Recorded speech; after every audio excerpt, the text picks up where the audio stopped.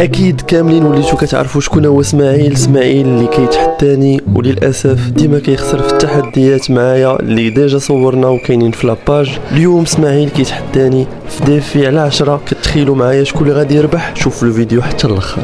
كنستطيع انني نربح التيراج الا بوند. كنهز يدي باش نسلم على اسماعيل ولكن كيخليني واقف بلاكا حتى كيعرف راسو شنو دار وكيرجع يسلم عليا. ايوا دابا يا المشاهدين عندي لاكاس، وليت كنفكر في داكشي اللي درت الفيديو اللي قبل، واش نكاسي من الوسط اولا نكاسي من الجنب. الصراحه حرت وكنقرر انني نكاسي من الوسط وعلى مولانا.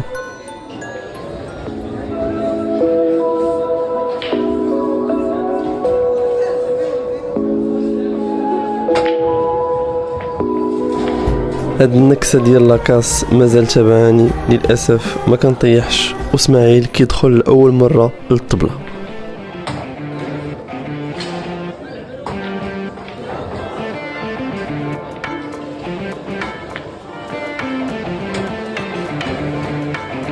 اسماعيل لحد الان كيضرب كوات نقيقين وغادي في المثاليه ديالو.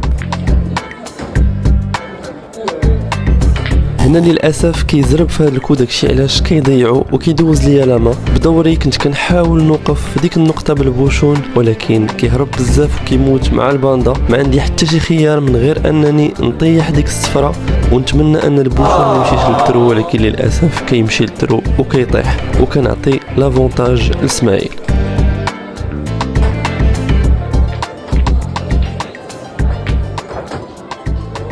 ودابا لاكاس غادي تمشي عند اسماعيل كيتمكن انه يطيح في لاكاس وكيدخل على باندا في الحمر، ما كيتمكنش منها وكيدوز ليا لاما. ونشوفوا انا كيفاش غادي نتعامل مع هاد لاطابل.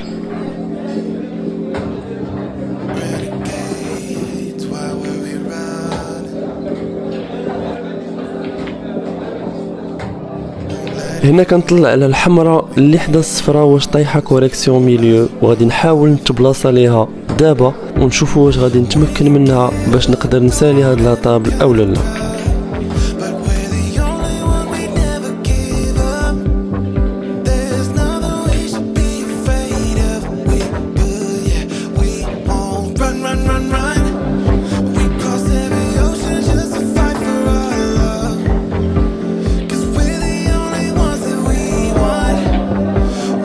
كنتمكن من هاد الكحله باش لو سكور يولي 1-1. دابا لاكاس عندي يا حفيظ يا ستار، كيطير البوشون وديما في النكسات ديال لاكاس. ماشي مشكل، نعطيو فرصه لاسماعيل فين يبين القدرات ديالو.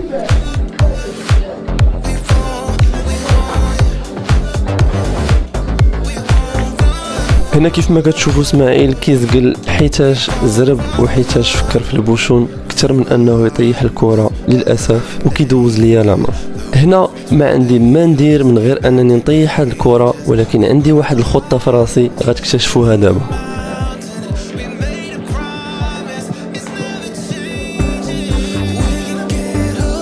كيف ما كتشوفوا كنت كنحاول نحل المشكل اللي وسط لاطابل، كنفك جوج كواري ولكن لا بلاص ديال البوشون ما كانش في الموعد. هنا كيبقى لي كو صعيب وكنباسي عاوتاني لاما لاسماعيل.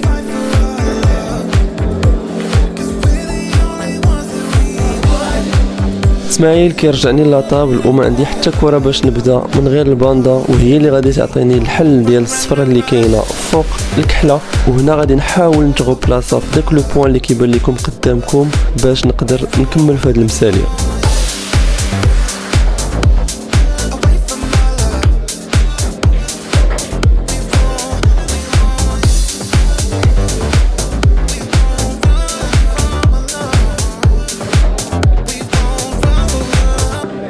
هنا خرجت ناقص حيتاش خفت نضرب بالجهد ونضرب في الحمراء وما نتحكمش في البوشون. كيبقى ليا كو صعيب ولكن بريترو ولف على اليمين بوشون غيضرب في الباندا ويخرج ليا فاس للكحله ديال 2-1.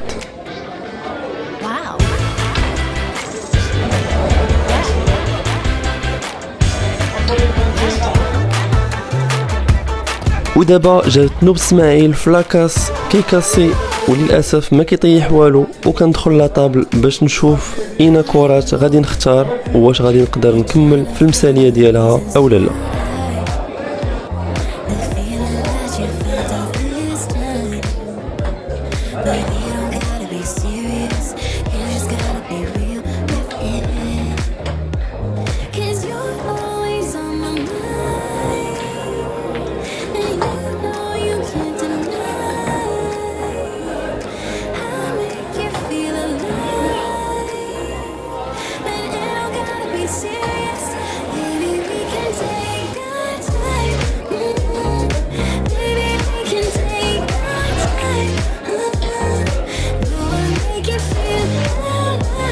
قولوا لي في لي كومونتير كيفاش جاتكم هاد المثاليه من 1 حتى ل10. ومن هذا المنبر كنفكركم اللي مازال ما مابونيش يقدر يدير زر ديال المتابعه وواحد لايك، وكنشكركم على التشجيع. ويمكن الا درتوا ابوني غنقدر نبدا نطيح في لاكاس، نتوما غير حنتوني ما غتخسروا والو.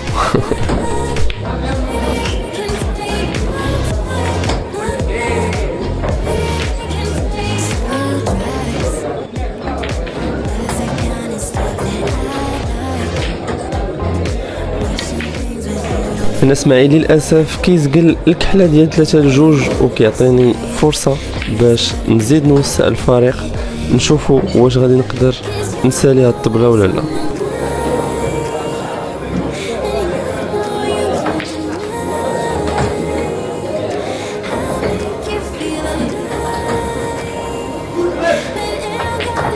ولو سكور كيولي 4-1.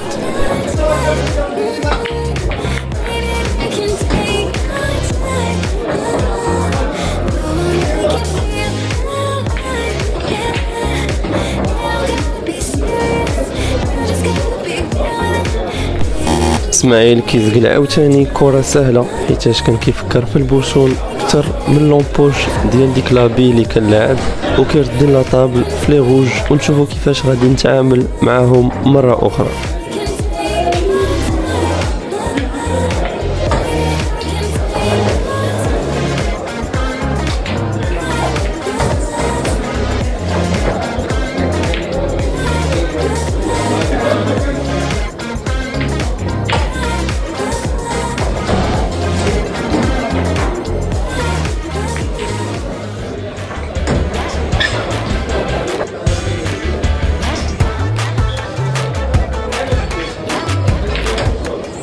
لو سكور كيولي 5-1، واسماعيل كيتزاد معاه الزايد كيولي كيضحك مع راسو.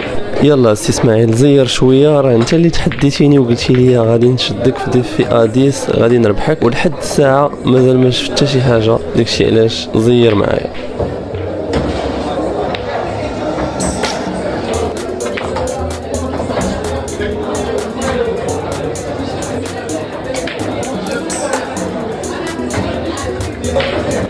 كيف ما كتشوفوا هنا غادي مزيان في الحمر، وعندي واحد المشكل لتحت ديال لا طابل، غادي نحاول نمشي نفكو دابا، نضرب من الفوق بليفي، ولكن البوشون كيمشي حتى المشكل وما كيفكوش. عندي محاولة ثانية ريترو لعند الكرة، ولكن مونك دو شانس ما كنخرجش مزيان. كنحاول نلعب بليفي باش نقيس الحمرة ديالي، ولكن ما كنتمكنش، وكندوز لاما اسماعيل ونشوفوا واش غادي يقدر يستغل هذه الفرصة او لا.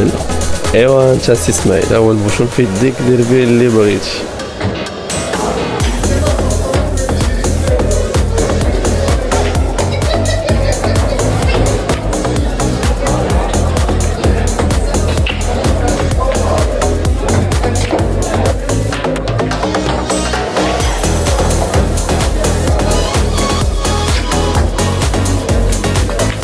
هذا هو لو فغي نيفو ديال اسماعيل، ملي كيبغي يدير راسو في اللعب وملي كيبغي يخرج المثاليات. دابا الدفاع عاد غادي يسخن. ما غاديش نملكم بلي ديتاي ديال هاد لابارتي حيتاش كانت فيها بزاف د لا جيستيون، خدات بزاف ديال الوقت، ولكن اسماعيل هو اللي كيتفوق فيها باش لو سكور يولي 5-3. ايوا دابا جات عاوتاني نوبتي في لاكاس. شنو كتسناو؟ طيح شي كره؟ واش كتحلموا؟ راه والو حالفه لا طيح شي كره. هنا عاوتاني لابارتي كتمشي في لا جيستيون وكيفشل اسماعيل، وكنقدر نومبوشي لابي ديال 6-3. وهنا اجيو نتبعوا واحد القصه حزينه غادي نعيشوها مع اسماعيل في هذه المثاليه.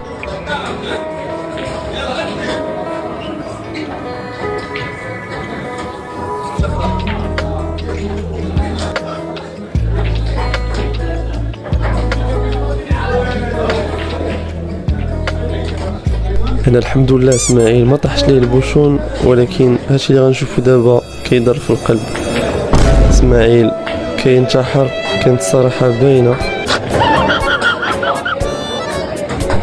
اسماعيل تعصب في هاد اللحظه هادي، للاسف ما كملش في المثاليه ديالو، كانت بامكانها ترجعو في الديفي.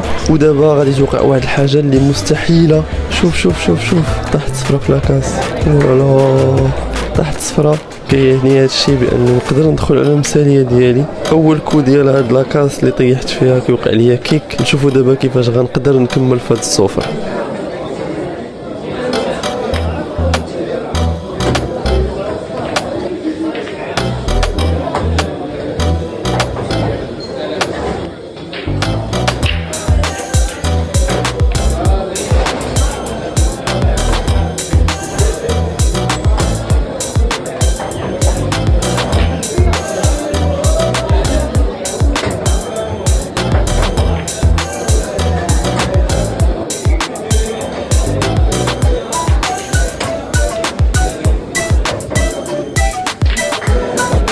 كيف ما كتلاحظوا كان خصني غير نطيح باش نقدر ندير اول كاس فيرم ديالي في هاد الديفي، ولو سكور كيولي 8-3.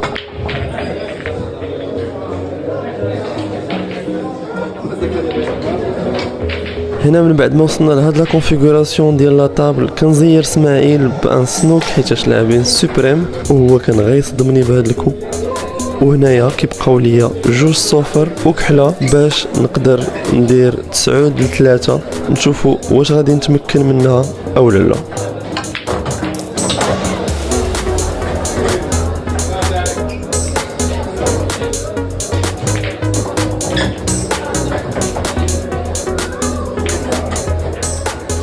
وبهاد لانوار سكور كيولي 9-3. اسماعيل كينوض من المكان ديالو وكيتقدم لعندي باش يابوندوني الديفي. سكور ديال 9-3، وبهذا كنكون ربحت. كنشكرو على التحدي، كنبغي نقول ليه يخدم مازال على راسو. وانتوما كنقول لكم السلام عليكم، ونضرب لكم موعد في فيديو جاي ان شاء الله.